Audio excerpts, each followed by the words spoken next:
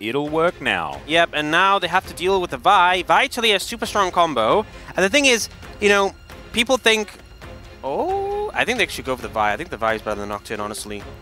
We'll see what they opt for. They're kind of bouncing between. The thing is, you would think on paper that, you know, Sivir actually once upon a time was really good in the Vi, because you could just spell shield the ult. Yeah. But now you just smite when you're on the way.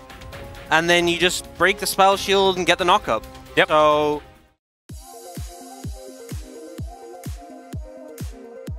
push them completely out of this lane as they reach for level 2. Zeus actually finding a nice Umbral dash onto Morgan here, who has Ghost, but is going to make it to his turret here. Used to. When Yuumi was a problem, which is heal, heal, heal through all the poke. He really wants that wave. Oh, Zeus also really wants his kill, as Morgan not going to get hit by the sweet spot that time around. I'm now responsible for all the bad dragons. Yep, you are. Tech, it's just any bad soul. Yeah, it's just if it's non-interactive. It's now Envy. Doesn't have his spell shield, is going to flash as Guwon gets lit on fire. Another minion wave is conga lining forward though, as Bubble going to be avoided. Now Faker comes down as well. Oh dear, there was that interaction you were talking about before and just punched. He had the spell shield back and now Polu is just a little cat on a book and will be cut down by the culling. Hear it. Because if you flash closer, it's going to give less time before you can spell shield. It doesn't give you the opportunity to react. Well, there's an all-out and a Glacial Prison. So Zeus should be going down here. Does flash the wall, though. And never mind. He's Aatrox. He doesn't die in these situations. And now Morgan finds a Q. There's the knock-up. The permafrost is there. He gets so much of his health back. And now Faker gets enough time to turn up. And so Zeus once again is the noble sacrifice. And T1 will then just clean up. Score. Yeah, so Guma gets his first item. Oh, I've seen this attempt before. Whirlwind going to be used as Morgan going to break the chains. Now goes for the all-out, but there's a teleport. Guwon's coming in as well. He's got the ulti, and he'll use it on top of Gideon right now. He has the Glacial Prison, so Faker delayed a little bit, but it does not matter. This Sejuani is well and truly dead, and Morgan is not going to be left up as well. Karis is just, he's like, oh, clean this up. Hey, I don't want no trouble. Well, that is an investment of a tidal wave as Envy. No. Oh, you're like a typewriter. It's crazy. Okay, well, go on. Gonna look for his opportunity. That's a great Emperor's Divide. I just don't know how much it actually matters as Faker was tanking the turret. That's gonna take him down. Oh. And the denting blows. Guwon is just gonna tank this turret and die. And that's a double for Gideon. Big mistake here for T1 underneath the bottom outer turret, as now Gumayushi is looking for Envy here. They do have the ulti from the Yuumi, but she pops off and now she's dead.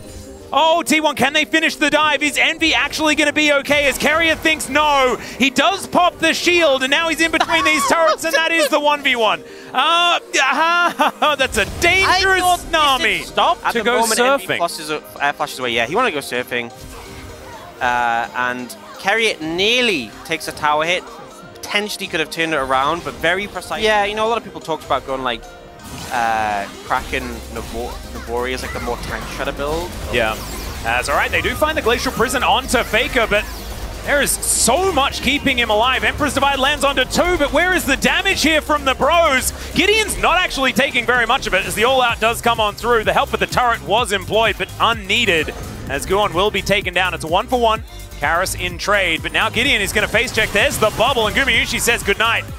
The fight is not over yet, as now Faker is going to bring this wave in, and Morgan nowhere to go. He's got his pet cat, and he decides he wants to take the 2v2 instead. Gumayushi is in melee range, but it looks like he doesn't really mind too much about it, as Polu is going to get blinged back.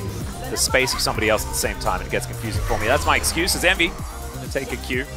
Is because in the previous game they had Smolder, and they were against a Senna who scales really well. This is like a mid-game comp from T1. Yeah, that's true. So this has to be happening right now as Gideon getting in amongst it. Actually oh, they catch Gumayushi. Great Emperor's Divide once again, but Envy is going to be the trade. This has been one of Karis's most impressive performances, even after their couple of victories. Over the Quantum Freaks is okay. Carrier going to get permafrosted, as Faker will find Gideon with that flick. And is he a tank? I'm not entirely sure. Carrier somehow staying alive for way too long, but now Karis is going to get in there. The Aatrox goes down, and Faker's like, nope, I'm well on my way out of this one. Hey, let's see how this one's going to go. The Vi going to crash on in here, as there's the Weaver's Wall. Tidal Wave as well being a real problem. Envy with a good spell shield this time around. The final chapter does come on through. Good knock up there onto the Azir, but now Morgan fights everyone. Carrier going to be taken down. There's the all-out, but I don't know whether he really wanted to go over here. Faker able to take him down. Still, Guwon is going to be left to the Wolves. And Gumayusi, this game is moving closer towards BRO over time than it is to T1. Yeah, and just look at Guwon trying to get an ult. So he wants to go for an ult on Envy, and Envy flashes, and he's like, carrot, and he's like, oh, okay, never mind. I'll just leave. And then the triple stun for Morgan.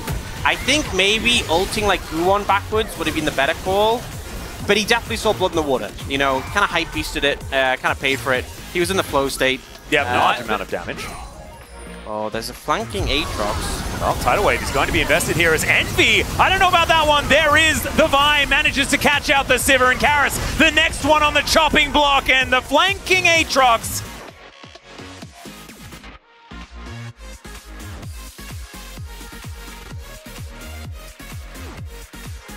A lot of movement speed, very valuable in the Aatrox, and we'll see the replay here.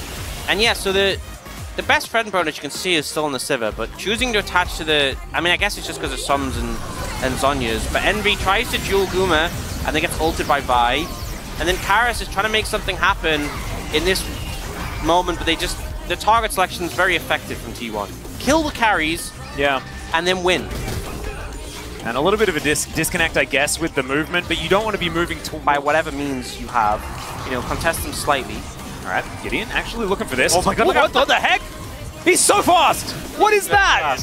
The Elder has been started. T1 moving over towards his control ward, so they know that this flank exists. There's the Weaver's Wall. Zeus, he's on the wrong side of it for now. The tidal wave does come on in as he's looking for the Qs, and now he dives in on top of them. The Sivir does take down Guwon to start this fight off, but I have a feeling that's the end of the good news. There goes Envy. It's a double for Zeus. Make it a triple, as T1 will just wipe the floor with BRO. They'll take themselves an Elder, and this may just be the end of the game. Honestly, with a 10k gold deficit, down soul as well, and with the flank that T1 set up, BRO actually did a pretty decent job of fighting that, but the gold lead, the soul lead, the everything is just too much. You know, they tried, they held on for a little bit, but T1 did their homework in this game. They got the gold lead, and that was just basically signing their name on it. Job's done, and they should just be able to take this 2-0. Yeah, really beautifully done. Great execution on a mid-game composition as well. There were a couple of whoopsies that they did, but I think you do need to keep up the aggression with a comp like this. We've seen some of these Lucian compositions not quite work out, and Gumayusi Carrier making it look pretty smooth as they will take down the Nexus. A 2-0 for T1, reclaiming that first place.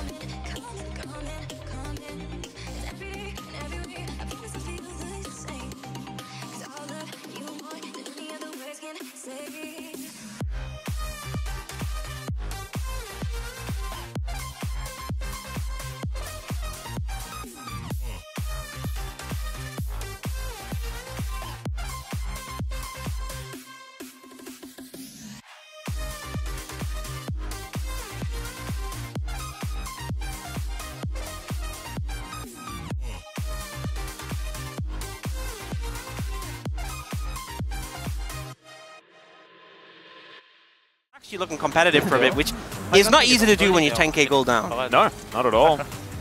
감사합니다. And I think that was Guwon saying thank you. Or someone was saying thank you anyway. I caught that much. But Guwon, of course, died in that last fight, but did manage to get that pretty crucial Zhonya's out of Karis to make sure that he wasn't doing damage. 확인. 수비를 15초. 일단 라클 빨리 해봐. 그래 15초. 타워 깨고 일단. 세주 5초, 세주 5초. 유미 10초. 유미 못하게 하겠다. Just counting some death timers. Yeah.